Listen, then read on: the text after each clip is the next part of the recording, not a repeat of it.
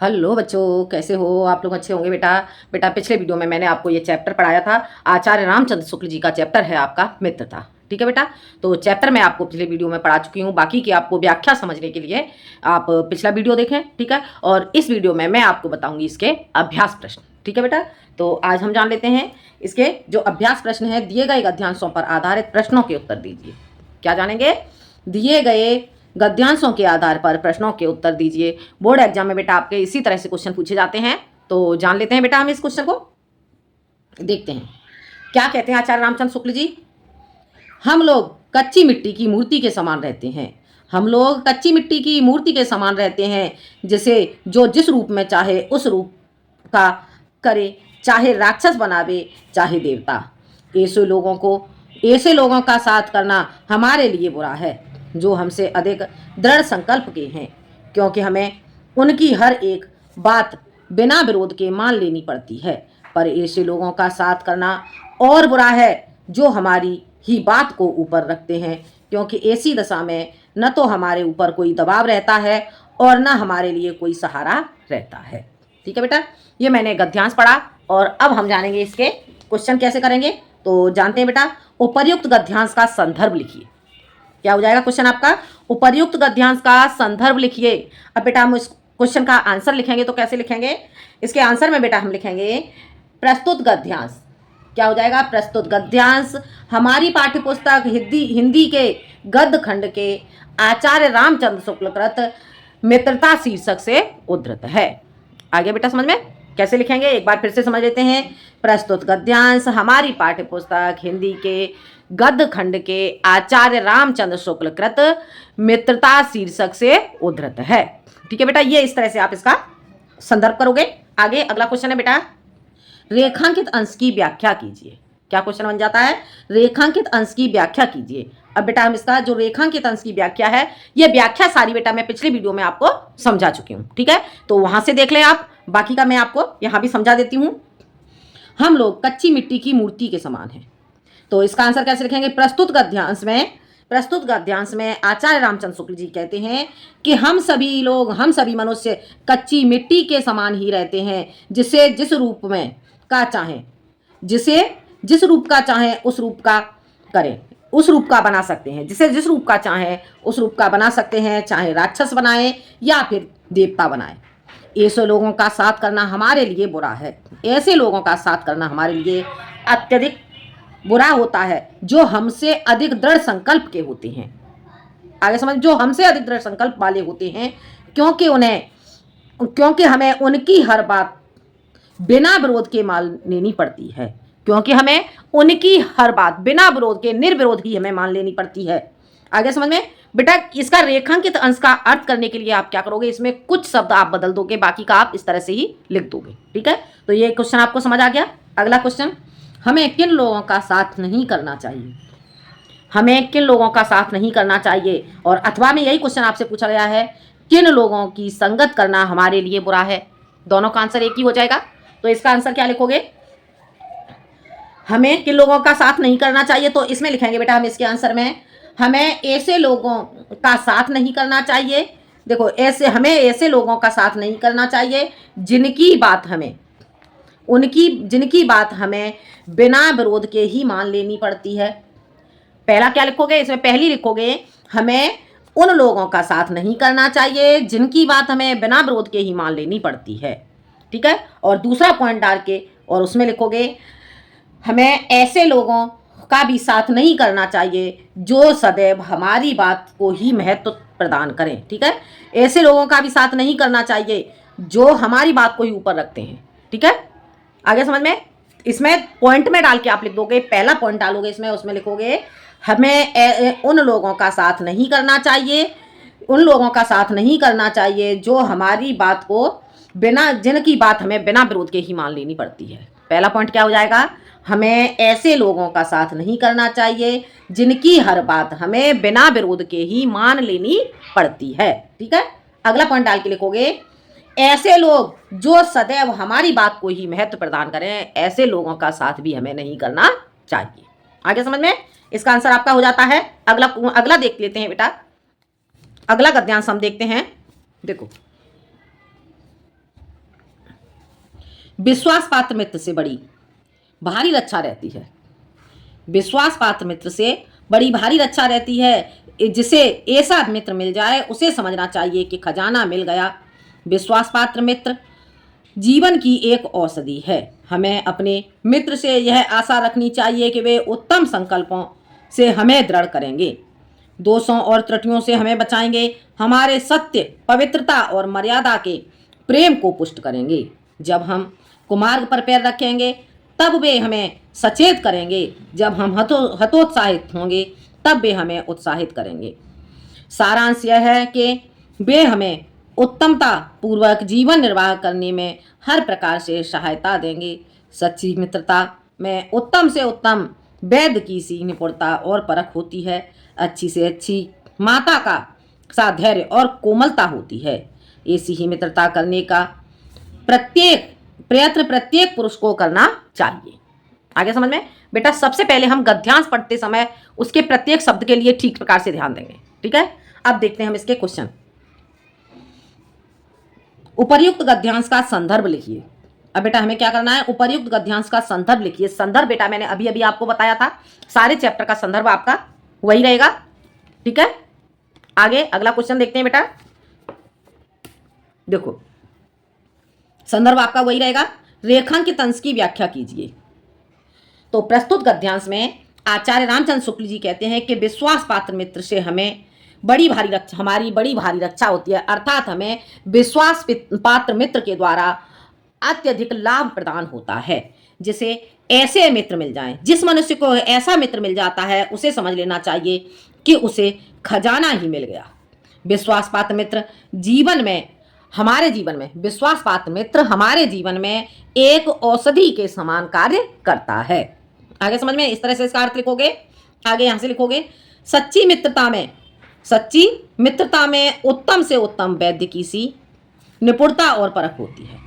जो सच्चा मित्र होता है वह हमारे जीवन के लिए उत्तम, अत्यधिक श्रेष्ठ वैद्य की सी निपुणता और परख, जांच पड़ताल करता है। ठीक है, अच्छी से अच्छी माता के समान धैर्य और कोमलता प्राप्त होती है। ऐसी ही मित्रता करने का प्रयत्न प्रत्येक मनुष्य को करना चाहिए। ठीक है, ये आपका इस प्रकार से आपका रेखांकित अंश की व्याख्या हो जाती है। अगला क्वेश्चन, हमें अपने मित्रों से क्या आशा करनी चाहिए? हमें अपने मित्रों से क्या आशा करनी चाहिए? अब इसका हम क्या आंसर लिखेंगे? देखो, हमें अपने मित्रों से यह आशा रखनी चाहिए कि वे उत्तम संकल्पों में हमें दृढ़ करें। ठीक है, दृढ़ करें, दोषों और त्रुटियों से हमें बचाएं, हमारे सत्य, पवित्र और मर्यादा के प्रेम को पुष्ट करें। जब हम कुमार्ग पर पैर रखें तब वे हमें सचेत करेंगे, जब हम हतोत्साहित होंगे तब वे हमें उत्साहित करेंगे। ठीक है बेटा, इसका आंसर यहां तक लिखोगे। हमें अपने मित्र से यह आशा रखनी चाहिए कि वे उत्तम संकल्पों से हमें दृढ़ करेंगे, दोषों और त्रुटियों से हमें बचाएंगे, हमारे सत्य, पवित्रता और मर्यादा के प्रेम को पुष्ट करेंगे। जब हम कुमार्ग पर पैर रखेंगे तब वे हमें सचेत करेंगे, जब हम हतोत्साहित होंगे तब वे हमें उत्साहित करेंगे। ठीक है बेटा, यहां तक हो जाएगा आपका इसका आंसर। लेखक ने सच्ची मित्रता की तुलना किससे की है? ठीक है, तो लेखक ने सच्ची मित्रता की तुलना किससे की है? खजाना और औषधि से की है। ठीक है, क्या हो जाएगा इसका आंसर? लेखक ने सच्ची मित्रता की तुलना खजाना और औषध से की है, खजाने और औषध से की है। आगे समझ में, एक बार फिर से देख लो। लेखक ने सच्ची मित्रता की तुलना खजाने और औषधि से की है। हो गया क्लियर? समझ आ गया? इस तरह से आपका ये क्वेश्चन हो जाता है। अगला, लेखक ने विश्वास पात्र मित्र की तुलना किससे और क्यों की है? तो इसका आंसर क्या लिखोगे? लेखक ने विश्वास पात्र मित्र की तुलना खजाने और औषध से की है, क्योंकि विश्वास पात्र मित्र के द्वारा हमारी बड़ी भारी रक्षा होती है। आगे समझ में, ये हो जाएगा इसका आंसर। लेखक ने अच्छे मित्र के क्या कर्तव्य बताए हैं? लेखक ने अच्छे मित्र के क्या कर्तव्य बताए हैं? तो कौन कौन से कर्तव्य बताए हैं लेखक ने? अच्छे मित्र के क्या कर्तव्य बताए हैं? देखो यहां से देखेंगे अच्छे मित्र के कर्तव्य। एक तो यहाँ से या तो आप पॉइंट डाल के लिख लोगे या फिर ऐसे ही लिख दोगे। देखो, उत्तम संकल्पों से हमें जो अच्छा मित्र होता है, अच्छा मित्र हमें उत्तम संकल्पों से हमें दृढ़ करता है, दोषों और त्रुटियों से हमारी रक्षा करता है, हम सत्य, पवित्रता और मर्यादा की प्रेम पूर्वक पुष्टि करता है, कुमार पर पैर रखने से बचाता है।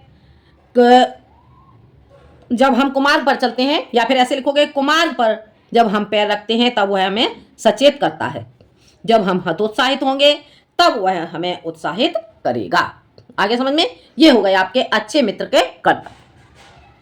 हो गया क्लियर? समझ आ गया? अगला क्वेश्चन, लेखक ने, एक बार फिर से समझा दूं ये क्वेश्चन बेटा। देखो, लेखक के अनुसार अच्छे मित्र के कर्तव्य, ठीक है? तो इसमें लिखोगे, पहला पॉइंट डालोगे, उसमें लिखोगे नंबर 1, अच्छा मित्र हमें उत्तम संकल्पों में दृढ़ करता है। दूसरा पॉइंट डाल के उसमें लिखोगे नंबर 2, दोषों और त्रुटियों से हमारी रक्षा करता है, सत्य, पवित्रता, और तीसरा पॉइंट डाल के उसमें लिखोगे सत्य, पवित्रता और मर्यादा के प्रेम की पुष्टि करता है। अगला पॉइंट डाल के उसमें लिखोगे कुमार्ग, जब हम कुमार्ग पर पैर रखेंगे तब वह हमें सचेत करता है। अगला पॉइंट, जब हम हतोत्साहित होंगे तब वह हमें उत्साहित करेगा। आगे समझ में? ये अच्छे मित्र के कर्तव्य होते हैं।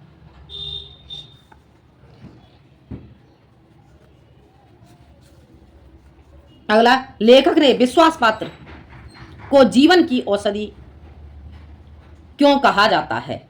लेखक ने विश्वास पात्र को जीवन की औषधि क्यों कहा जाता है? लेखक के अनुसार, ठीक है? विश्वास पात्र को जीवन की औषधि क्यों कहा है? तो इसका आंसर में क्या लिखोगे? लेखक ने विश्वास पात्र मित्र को जीवन की औषधि इसलिए कहा है क्योंकि वह हमें क्या करता है? क्योंकि वह हमें, यहां से ले लोगे, लेखक ने विश्वास पात्र को जीवन की औषधि इसलिए कहा है क्योंकि विश्वास पात्र मित्र से हमारी बड़ी भारी रक्षा होती है।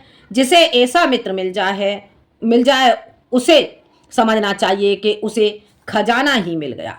आगे समझ में? ये यहां तक लिखोगे। इसका हो गया क्लियर? समझ आ गया बेटा? विश्वास पात्र मित्र जीवन की औषधि है।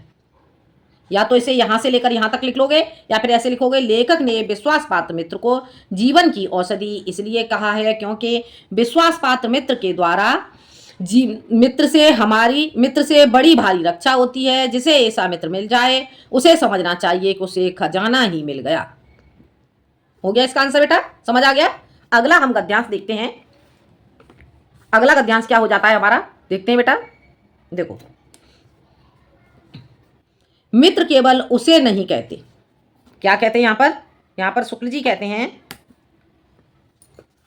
मित्र केवल उसे नहीं कहते जिसके गुणों की तो हम प्रशंसा करें, पर जिससे हम स्नेह न करें, जिससे अपने छोटे छोटे काम तो हम निकलवाते जाएं पर भीतर ही भीतर घृणा करते रहें। मित्र सच्चे पथ प्रदर्शक के समान होना चाहिए जिस पर हम पूरा विश्वास कर सके, भाई के समान होना चाहिए जिसे हम अपना प्रीति पात्र बना सकें। हमारे मित्र के बीच सच्ची सहानुभूति होनी चाहिए, ऐसी सहानुभूति जिससे एक के हानि लाभ को दूसरा अपना हानि लाभ समझे। मित्रता के लिए यह आवश्यक नहीं कि दो मित्र एक ही प्रकार के कार्य करते हों या एक ही रुचि के हों। इसी प्रकार प्रकृति और आचरण की समानता भी आवश्यक या वांछनीय नहीं है। दो भिन्न प्रकृति के मनुष्यों में बराबर प्रीति या मित्रता रहती है। आगे समझ में बेटा? अब हम इसके क्वेश्चन करेंगे। इसके क्वेश्चन देख लेते हैं बेटा। देखो, उपर्युक्त गद्यांश का संदर्भ लिखिए। ये क्वेश्चन बेटा आपका सेम रहेगा, मैं बता चुकी हूं आपको पहले, ठीक है? अगला क्वेश्चन, गद्यांश के रेखांकित अंश की व्याख्या कीजिए। गद्यांश के रेखांकित अंश की व्याख्या कीजिए। अब देखते हैं बेटा हम इसके रेखांकित अंश की व्याख्या।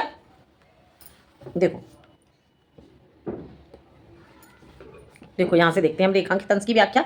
देखो, प्रस्तुत गद्यांश में आचार्य रामचंद्र शुक्ल जी कहते हैं कि हमारे और हमारे मित्र के बीच में सच्ची सहानुभूति होनी चाहिए। हम दोनों के बीच में ऐसी सहानुभूति होनी चाहिए जिससे एक की हानि या लाभ होने से दूसरे मित्र को भी दूसरा मित्र भी अपना हानि या लाभ समझे। मित्र के लिए यह आवश्यक नहीं, मित्रता के लिए यह आवश्यक नहीं है कि दोनों मित्र एक ही प्रकार के कार्य करते हों या एक ही रुचि के हों। इसी प्रकार प्रकृति कहते हैं बेटा व्यवहार, ठीक है। इसी प्रकार व्यवहार और आचरण की समानता भी आवश्यक या वांछनीय नहीं है। दो भिन्न प्रकृति के मनुष्यों में बराबर प्रेम और मित्रता होनी चाहिए। आगे समझ में? ये इस प्रकार से आपका रेखांकित अंश की व्याख्या हो जाती है। अगला क्वेश्चन बेटा, अगला क्वेश्चन क्या हो जाता है? मित्र किसे कहते हैं? मित्र किसे कहते हैं? तो इसका आंसर बेटा हम कहाँ से देखेंगे? मित्र किसे कहते हैं, देखते हैं हम इसका आंसर। देखो, मित्र किसे कहते हैं, तो यहां से आ जाएगा इसका आंसर। हमारे लिए हमारे मित्र के बीच सच्ची सहानुभूति होनी चाहिए, ऐसी सहानुभूति जिससे, देखो यहां से देख लेते हैं बेटा इसका आंसर। मित्र किसे कहते हैं, यहां से आ जाएगा। देखो, मित्र सच्चे पथ प्रदर्शक के समान होना चाहिए, ठीक है। मित्र कैसा होना चाहिए? मित्र किसे कहते हैं, इसका आंसर हम क्या लिखेंगे? मित्र सच्चे पथ प्रदर्शक के समान होना चाहिए, ठीक है। पथ प्रदर्शक के समान होना चाहिए जिससे जिस पर हम पूरा विश्वास कर सकें। भाई के समान होना चाहिए जिससे हम अपना प्रीति पात्र बना सकें, ठीक है। यहां से लेंगे इसे।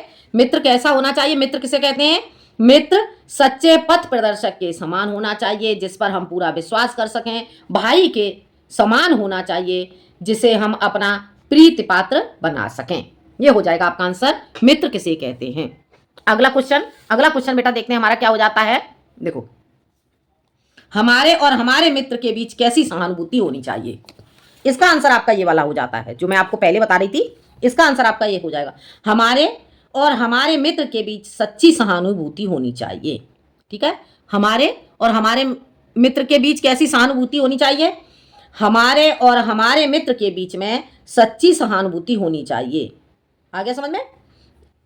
जिससे एक के लाभ हानि को दूसरा अपना लाभ हानि समझे। या तो इसे यहां तक भी लिख सकते हैं कि हमारे, आपसे यही तो पूछा गया है, हमारे और हमारे मित्र के बीच कैसी सहानुभूति होनी चाहिए, तो इतना लिख के छोड़ दो आप, हमारे और हमारे मित्र के बीच में सच्ची सहानुभूति होनी चाहिए, ठीक है। या फिर यहां तक लिख दो, हमारे और हमारे मित्र के बीच में सच्ची सहानुभूति होनी चाहिए, ऐसी सहानुभूति जिससे एक के लाभ हानि को दूसरा अपना लाभ हानि समझे। आगे समझ में? यहां तक हो जाएगा इसका आंसर। अगला, सच्चा मित्र कैसा होना चाहिए, इसका आंसर क्या लिखोगे? इसका आंसर भी बेटा आपका यहीं से आ जाएगा। सच्चा मित्र एक पथ प्रदर्शक के समान होना चाहिए। आगे समझ में? सच्चा मित्र एक सच्चे पथ प्रदर्शक के समान होना चाहिए। हो गया क्लियर? समझ आ गया? अगला गद्यांश देखते हैं। देखो अगला गद्यांश, यह कोई बात नहीं कि एक ही स्वभाव और रुचि के लोगों में ही मित्रता हो सकती है।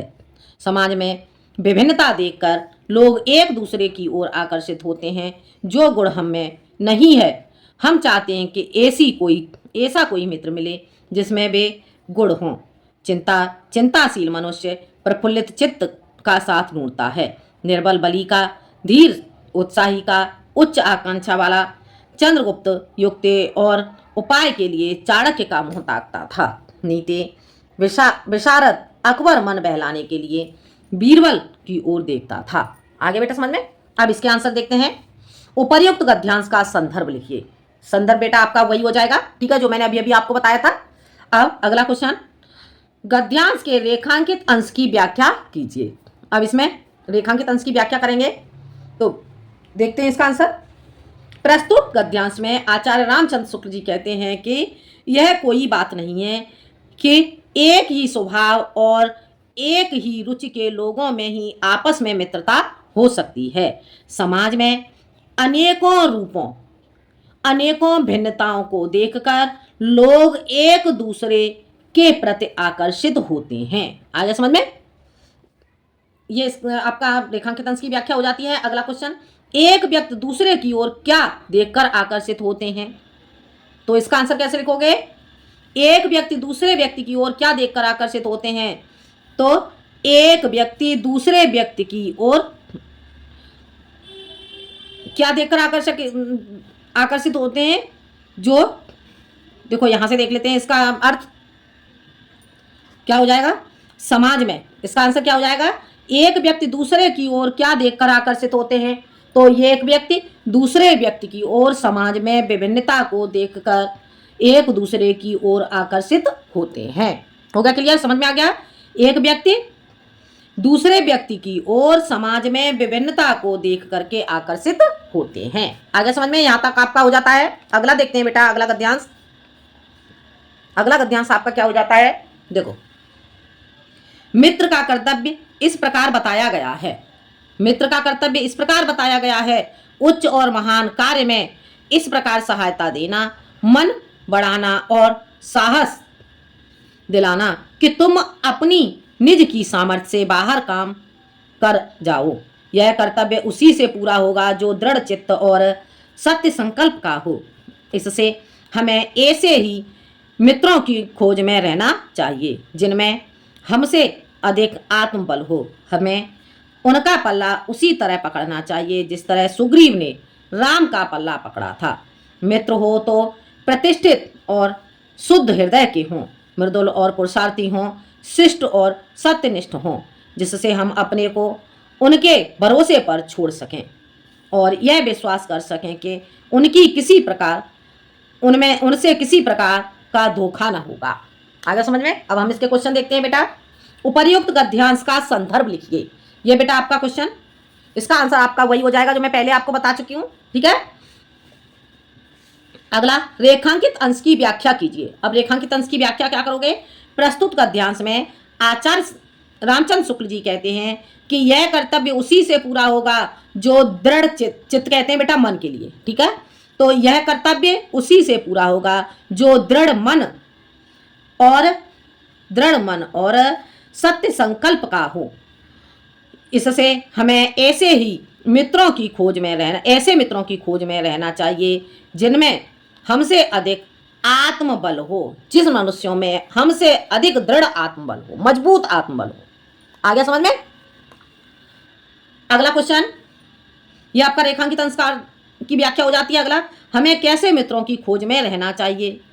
तो हमें कैसे मित्रों की खोज में रहना चाहिए, यह आंसर आप कहाँ से देखेंगे? देखो, तो देखते हैं यहाँ से। देखो, हमें ऐसे मित्रों की खोज में रहना चाहिए जिनमें हमसे अधिक आत्मबल हो। आगे समझ में? इसका आंसर यहाँ से हो जाएगा, हमें ऐसे मित्रों की खोज में रहना चाहिए जिनमें हमसे अधिक आत्मबल हो। हो गया क्लियर? समझ आ गया? हमें किस प्रकार के मित्र को महत्व देना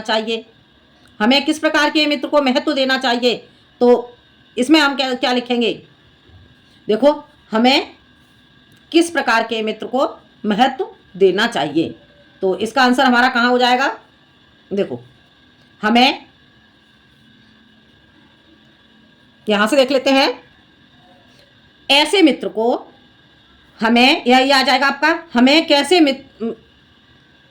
किस प्रकार के मित्र को महत्व देना चाहिए? तो हमें ऐसे मित्र को महत्व देना चाहिए जो प्रतिष्ठित और शुद्ध हृदय के हों, मृदुल और पुरुषार्थी हों, शिष्ट और सत्यनिष्ठ हों, जिससे हम अपने को उसके भरोसे पर छोड़ सकें और यह विश्वास कर सकें कि उनसे किसी प्रकार का धोखा न होगा। आगे समझ में? यह आपका आंसर हो जाता है इसका। हमें किस प्रकार के मित्र को महत्व देना चाहिए, तो इसका आंसर क्या हो जाएगा? हमें ऐसे मित्र को महत्व देना चाहिए जो प्रतिष्ठित और शुद्ध हृदय के हों, मृदुल और पुरुषार्थी हों, शिष्ट और सत्यनिष्ठ हों, जिससे हम अपने को उनके भरोसे पर छोड़ सकें और यह विश्वास कर सकें कि उनसे किसी प्रकार का धोखा न होगा। होगा क्लियर? समझ आ गया? अगला क्वेश्चन, अच्छे मित्र के गुणों का उल्लेख कीजिए। तो अच्छे मित्र के गुणों का उल्लेख, ठीक है। तो अच्छे मित्र के गुण कौन कौन से होते हैं?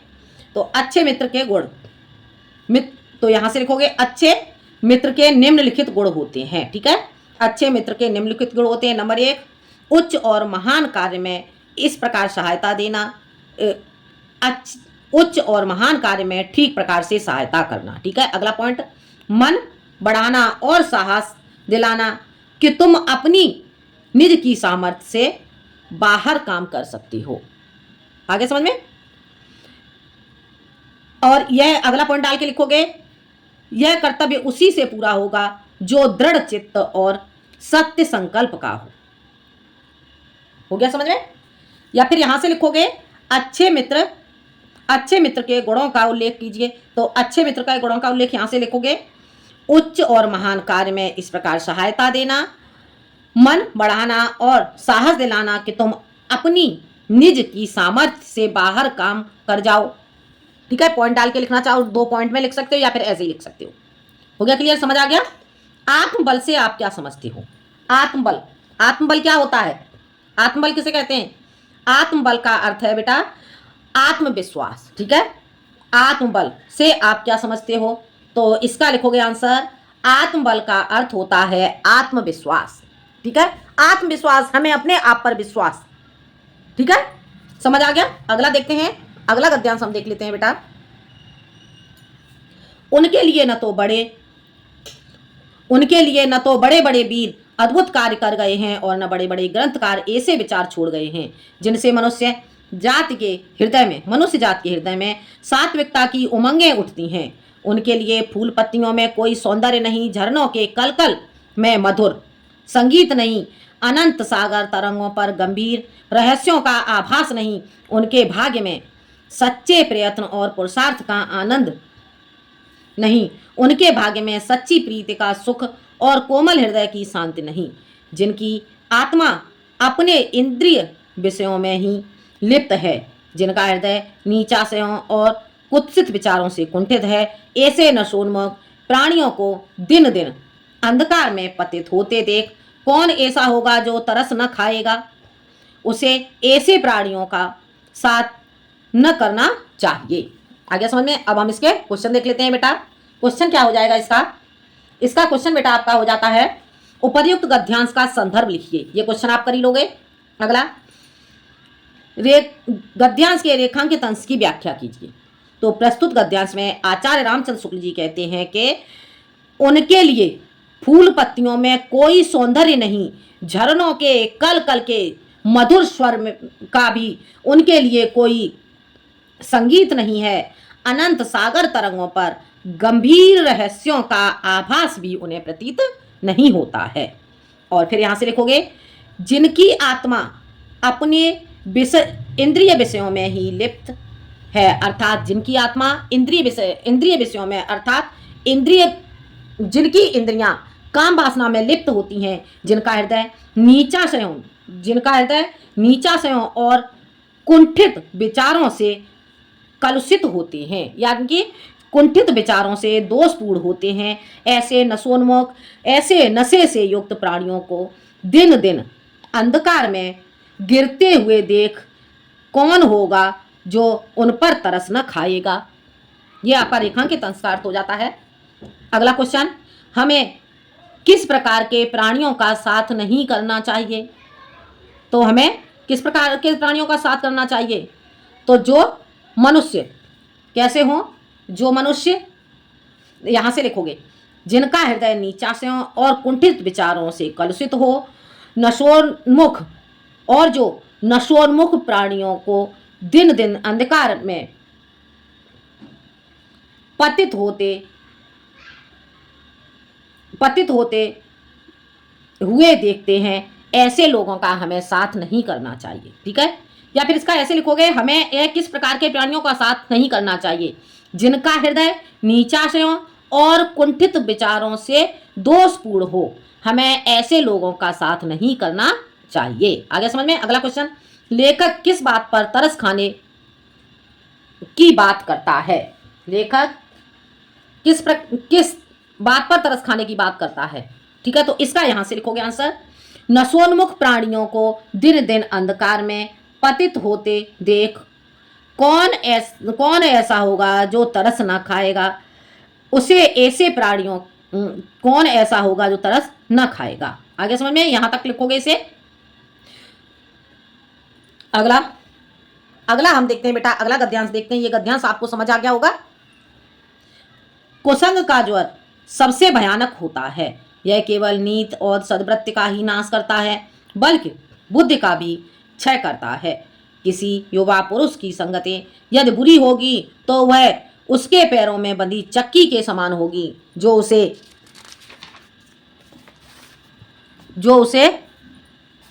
दिन दिन अवनत के गड्ढे में गिराती जाएगी। और यदि अच्छी होगी तो सहारा देने वाली दृढ़ बाहु के समान होगी, जो उसे निरंतर उन्नति की ओर उठाती जाएगी। अब देखते हैं बेटा, उपर्युक्त गद्यांश का संदर्भ लिखिए। ये क्वेश्चन आप कर ही लोगे, ठीक है, सेम होगा ये क्वेश्चन। अगला, गद्यांश के रेखांकित अंश की व्याख्या कीजिए। अब इसका अर्थ कैसे लिखेंगे हम, इसे देखते हैं बेटा। तो देखते हैं हम इसका आंसर। देखो यहां से आ जाएगा, देखो प्रस्तुत गद्यांश में आचार्य रामचंद्र शुक्ल जी कहते हैं कि कुसंग का अर्थात बुरी संगति का ज्वर सबसे अधिक भयंकर होता है। यह केवल नीत और अच्छी बुद्धि का ही नाश नहीं करता, बल्कि बुद्धि सद्वृत्ति नीति और सद्वृत्ति का नाश नहीं करता, बल्कि बुद्धि को भी नष्ट कर देता है।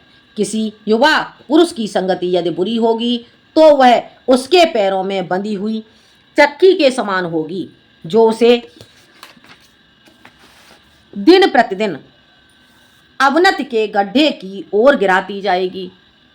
आगे समझ में, ये इसका आपका रेखांकित अंश की व्याख्या हो जाती है। अगला, कुसंग का मानव के जीवन पर क्या प्रभाव होता है। कुसंग का मानव के जीवन पर क्या प्रभाव होता है, तो इसका आंसर क्या लिखोगे, कुसंग का मानव के जीवन पर क्या प्रभाव होता है।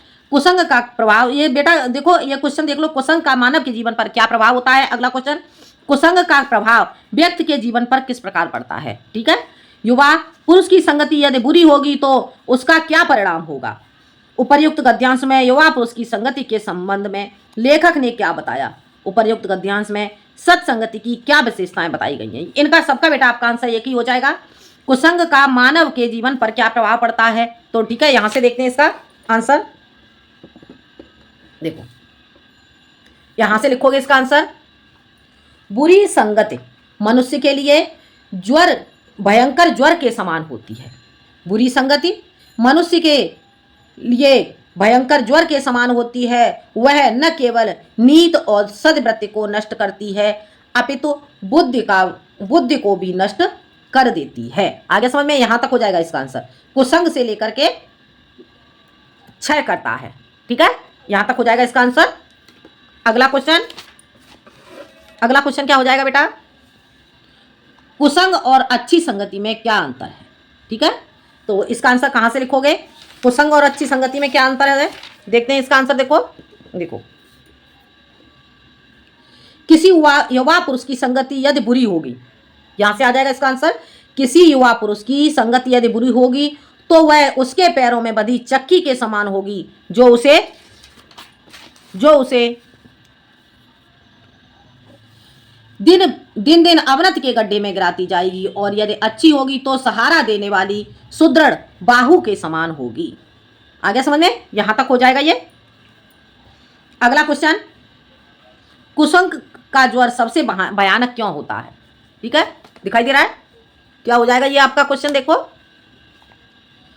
कुसंग का ज्वर सबसे भयानक क्यों होता है, इसका भी आंसर बेटा आपका यहां से आ जाएगा। देखो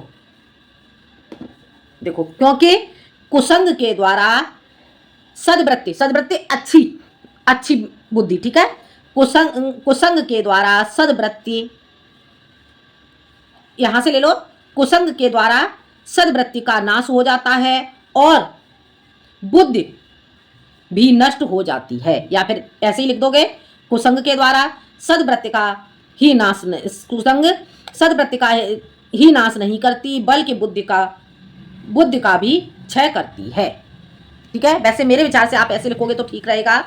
कुसंग के द्वारा सद्वृत्ति नष्ट हो जाती है और बुद्धि का भी नाश हो जाता है। ये आंसर आपका सबसे ज्यादा ठीक रहेगा। ठीक है, अगला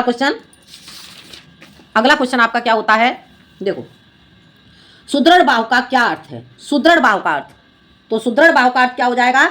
सुदृढ़ बाहु का अर्थ होता है मजबूत भुजाएं। ठीक है, सुदृढ़ का अर्थ हो गया मजबूत, भुजाओ बाहु का अर्थ हो गया भुजाएं। आगे समझ में, सुदृढ़ बाहु का अर्थ होता है मजबूत भुजाएं। हो गया क्लियर, समझ आ गया? अगला देखते हैं बेटा, अगला गद्यांश आपका क्या हो जाता है, देखो, सावधान रहो, ऐसा न हो कि पहल तुम इसे एक बहुत सामान्य बात समझो और सोचो कि एक बार ऐसा हुआ फिर ऐसा न होगा, अथवा तुम्हारे चरित्र बल का ऐसा प्रभाव पड़ेगा कि ऐसी बातें बकने वाले आगे चलकर आप सुधर जाएंगे। नहीं, ऐसा नहीं होगा। जब एक बार मनुष्य अपना पैर कीचड़ में डाल देता है तब फिर यह नहीं देखता कि वह कहाँ और कैसी जगह पैर रखता है। धीरे धीरे उन बुरी बातों में अभ्यस्त होते होते तुम्हारी घृणा कम हो जाएगी। पीछे तुम्हें उनसे चिढ़ न मालूम होगी, क्योंकि तुम यह सोचने लगोगे कि चिढ़ने की बात ही क्या है। तुम्हारा विवेक कुंठित हो जाएगा और तुम्हें भले बुरे की पहचान न रह जाएगी। अंत में होते होते तुम भी बुराई के भक्त बन जाओगे। अतः हृदय को उज्जवल और निष्कलंक रखने का सबसे अच्छा उपाय यही है कि बुरी संगत की छूत से बचो। अब देखते हैं बेटा, इसके क्वेश्चन देख लेते हैं। उपर्युक्त गद्यांश का संदर्भ लिखिए। ये क्वेश्चन आप कर ही लोगे। रेखांकित अंश की व्याख्या कीजिए। इसे देखते हैं। प्रस्तुत गद्यांश में आचार्य रामचंद्र शुक्ल जी कहते हैं कि जब एक बार मनुष्य अपना पैर कीचड़ में डाल देता है, अर्थात बुरी संगत में डाल देता है, तब फिर यह नहीं देखता कि वह कहाँ और कैसी जगह पर पैर रखता है, अर्थात वह कैसी जगह पर जाता है। ठीक है, तुम्हारा विवेक कुंठित हो जाएगा, अर्थात दोषपूर्ण हो जाएगा। ठीक है, तुम्हारा विवेक कुंठित हो जाएगा और तुम्हें भले बुरे की पहचान ही नहीं रहेगी। अंत में होते होते तुम भी बुराई के भक्त बन जाओगे। आगे समझ में, ये आपका रेखांकित अंश की व्याख्या हो जाती है। अगला क्वेश्चन, हृदय को उज्ज्वल रखने का क्या उपाय है? तो इसका आंसर क्या हो जाएगा? हृदय को, यहाँ से देख लो, हृदय को उज्ज्वल रखने के लिए मनुष्य को क्या करना चाहिए? बुरी संगत से दूर रहना चाहिए। तो यहाँ से देख लो, यहाँ से लगा दोगे, हृदय को उज्ज्वल और निष्कलंक रखने का सबसे अच्छा उपाय यही है कि मनुष्य को बुरी संगत से दूर रहना चाहिए। आ गया समझ में? एक बार फिर से देख लो इसका आंसर। हृदय को उज्ज्वल रखने के लिए मनुष्य को क्या उपाय करना चाहिए? या तो इसमें ऐसे लिख दोगे आंसर, हृदय को उज्ज्वल रखने के लिए मनुष्य को बुराई से दूर रहना चाहिए। ठीक है, बुरी संगत से दूर रहना चाहिए। आ गया समझ में? हृदय को उज्ज्वल रखने के लिए मनुष्य को बुरी संगत से दूर रहना चाहिए। या फिर ऐसे लिखोगे, हृदय को उज्ज्वल और निष्कलंक रखने के लिए मनुष्य को बुरी संगत से दूर रहना चाहिए। हो गया क्लियर, समझ आ गया? चरित्र बल को कैसे सुदृढ़ बनाएं? ठीक है, तो इसका आंसर कैसे लिखोगे बेटा? चरित्र बल को दृढ़ बनाने के लिए हमें क्या करना चाहिए? यहाँ से चरित्र बल को सुदृढ़ बनाने के लिए हमें व्यक्ति की अश्लील और अपवित्र बातों से दूर रहना चाहिए। आगे समझ में? चरित्र बल को सुदृढ़ बनाने के लिए मनुष्य को अश्लील और अपवित्र बातों से दूर रहना चाहिए। हो गया क्लियर, समझ आ गया? अगला देखते हैं बेटा, अगला गद्यांश। वीडियो बहुत बड़ी हो जा रही है। ठीक है, देखो अगला क्वेश्चन। बहुत से लोग ऐसे होते हैं जिनके घड़ी भर के साथ से बुद्धि भ्रष्ट हो जाती है, क्योंकि उतने ही बीच में ऐसी बातें कही जाती हैं जो कानों में न पड़नी चाहिए। चित्त पर ऐसे प्रभाव पड़ते हैं जिससे उसकी पवित्रता का नाश होता है। बुराई अटल भाव धारण कर बैठती है। बुरी बातें हमारी धारणा में बहुत दिनों तक टिकती हैं। अब इसका देखते हैं। उपयुक्त गद्यांश का संदर्भ लिखिए। पहला क्वेश्चन आप कर ही लोगे। रेखांकित अंश की व्याख्या कीजिए। प्रस्तुत गद्यांश में आचार्य रामचंद्र शुक्ल जी कहते हैं कि बहुत से लोग ऐसे होते हैं जिनके पास कुछ समय के लिए ही जिनके पास कुछ समय के लिए बैठने से अर्थात जिनके साथ कुछ समय के लिए रहने से ही हमारी बुद्धि भ्रष्ट हो जाती है, क्योंकि उतने ही बीच में हमारे साथ ऐसी ऐसी बातें कही जाती हैं कि जो हमारे कानों में न पड़नी चाहिए। मन पर ऐसे प्रभाव पड़ते हैं जिनसे उसकी पवित्रता नष्ट हो जाती है। आगे समझ में? ये आपका रेखांकित अंश का अर्थ हो जाता है। अगला, बुराई की प्रकृति कैसी होती है? आगे समझ में? क्या बुराई की प्रकृति कैसी होती है? तो इसका आंसर क्या लिखोगे? बुराई की प्रकृति अटल भाव धारण कर लेती है, या फिर बुराई की प्रकृति अटल होती है। ठीक है, कैसे भी लिख सकते हैं। बुराई की प्रकृति अटल रूप धारण कर लेती है, या फिर बुराई की प्रकृति अटल होती है। हो गया क्लियर? समझ आ गया? अगला आपका लास्ट गद्यांश रह जाता है बेटा ये, मित्रता के लिए यह आवश्यक नहीं कि दो मित्र एक ही प्रकार का कार्य करते हों या एक ही रुचि के हों। इसी प्रकार प्रकृति और आचरण की समानता भी आवश्यक या वांछनीय नहीं है। दो भिन्न प्रकृति के मनुष्यों में बराबर प्रीति और मित्रता रही है। राम धीर और शांत प्रकृति के थे, लक्ष्मण उग्र और उद्धत स्वभाव के थे। दोनों भाइयों में अत्यंत प्रगाढ़ स्नेह था। उदार और उच्चासकर और लोभी दुर्योधन के स्वभावों में कुछ विशेष समानता न थी, पर उन दोनों की मित्रता खूब निभी। अब देखते हैं, प्रस्तुत अवतरण का संदर्भ लिखिए। ये क्वेश्चन आपका हो ही जाएगा। अगला, रेखांकित अंश की व्याख्या कीजिए। पहला वाला क्वेश्चन है बेटा आपका, संदर्भ वाला क्वेश्चन आपका सेम रहेगा। ठीक है, रेखांकित अंश की व्याख्या कीजिए। प्रस्तुत गद्यांश में आचार्य रामचंद्र शुक्ल जी कहते हैं कि मित्रता के लिए यह आवश्यक नहीं है कि दोनों मित्र एक ही प्रकार के कार्य करते हों और उन दोनों की रुचि एक जैसी हो। इसी प्रकार व्यवहार और आचरण की समानता भी आवश्यक या वांछनीय नहीं होती है। आगे समझ में? अगला क्वेश्चन, राम और लक्ष्मण के स्वभाव में क्या अंतर है? राम और लक्ष्मण के स्वभाव में क्या अंतर है? तो इसका आंसर क्या लिखोगे बेटा? राम और लक्ष्मण के स्वभाव में क्या अंतर है?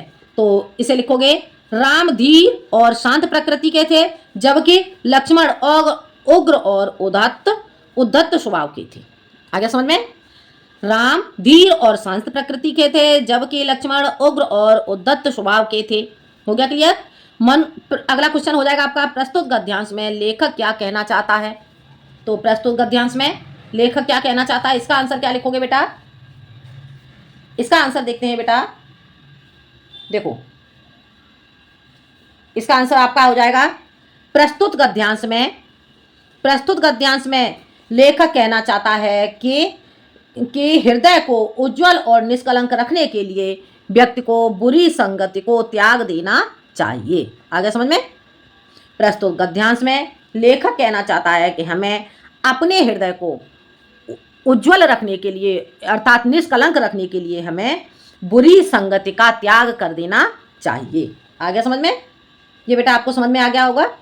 अगला क्वेश्चन देखते हैं। देखो, प्रस्तुत गद्यांश में लेखक क्या कहना चाहता है, इस क्वेश्चन को एक बार देख लो। प्रस्तुत गद्यांश में लेखक हमें संदेश देना चाहता है, या प्रस्तुत गद्यांश में लेखक कहना चाहता है कि मनुष्य को बुरी संगत को अपने आप को पवित्र रखने के लिए या फिर स्वयं को उज्जवल और निष्कलंक रखने के लिए बुरी संगति को त्याग देना चाहिए। आगे समझ में? तो बेटा ये था आपका आचार्य रामचंद्र शुक्ल जी के चैप्टर मित्रता के अभ्यास प्रश्न। ठीक है बेटा, ये आपको क्वेश्चन बेटा समझ में आ गए होंगे। बेटा वीडियो पसंद आए तो लाइक करें, शेयर करें और सब्सक्राइब करें। मिलते हैं हम अगले वीडियो में एक नए टॉपिक के साथ। जब तक के लिए धन्यवाद।